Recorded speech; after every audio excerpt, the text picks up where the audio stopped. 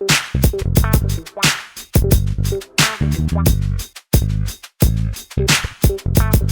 do you talk to teenagers when they're in trouble? Yell at them. No, that's a terrible idea.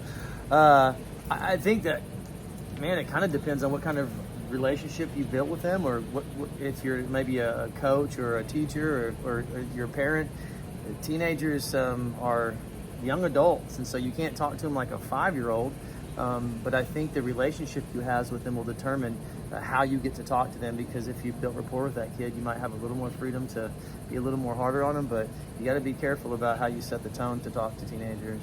I think it's important to understand the difference between them not knowing what they should have done and not liking what they should have done. A lot of times when parents think that it's just that they didn't know, they underestimate their kid, and they will exploit that. But at the same time, if you've ever been that kid who's been told, well, we don't answer questions, don't ask me why, well, you resent it whenever you don't know the why. Usually kids want to please you, so if you tell them what you want, they'll try to do it. Yeah, I think explaining too, when I work with teenagers and I hear them talking about maybe not getting along with their parents or whatever that may be, it's a lot of, they just feel like their parents don't respect them, or they feel like their parents don't give them reasons. And as a parent, you can say, well, I don't have to give you a reason. I guess you can say that. You have the right to do that, but it's probably not helping. I think what teenagers want to know is they want it to make sense. Little kids just do it, but man, teenagers want it to make sense. They need to understand it. And if we don't give them that opportunity, I think we're doing them a disservice.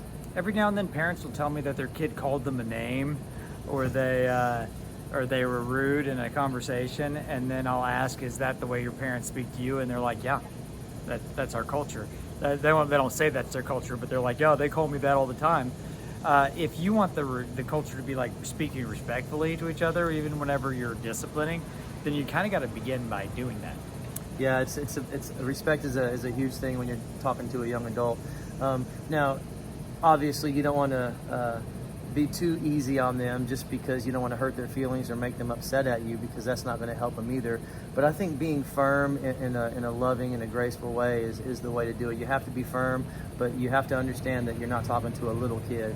There's a time to say everything, and there's a time to just ask for what you want. Sometimes we have fallen in the habit of explaining what all went wrong and what we think their motives are and what we think they're going to do next, when oftentimes if you say, hey, please don't do that again, or don't do that, you make it a lot easier, and you don't teach them to immediately just start tuning you out. Yeah, because that can definitely happen. Kids, yeah, you just sit there talking, and you're talking to an empty wall. Yeah, that's all it is. At a certain point, you're rubbing their nose into something, and you don't like it when people rub your nose in it. And usually if people tell you that, hey, you messed up, and you're able to see that you did mess up, you hear it and go, okay. But if they want to go through their theories of what you thought while you were doing it, then you kind of create a different conflict. Mm-hmm. Yeah. Parenting teenagers, being around teenagers, helping out teenagers, it's a tough thing. Little kids are tough too, but it's a different kind of tough. If you have struggles with this, or you want questions answered about this, Kevin and I both work with teenagers and parents of teenagers. Come see us.